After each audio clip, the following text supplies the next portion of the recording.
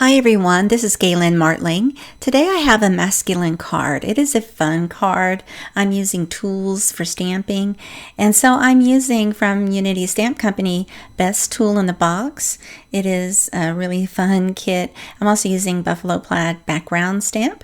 So I am preparing some dark gray cardstock for the stamping. I'm going to use white heat embossing, and I'm going to do it right on the dark cardstock with misty stamping here. So I stamped 2 times with embossing ink, and then I placed the white powder right over that, and then I heat set it with a heat tool. And then the sentiment panel is also trimmed to fit. I use a paper trimmer for that, and I'm also going to use the paper trimmer for the background. I just go ahead with a paper towel and wipe off any excess powder that was left over from the powder tool.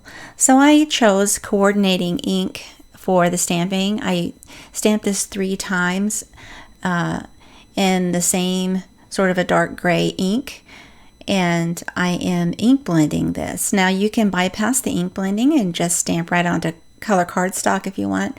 I decided to use 2 shades of blue ink blending. Whatever you like is best. So I just use some trimming again for this panel that I'm going to use.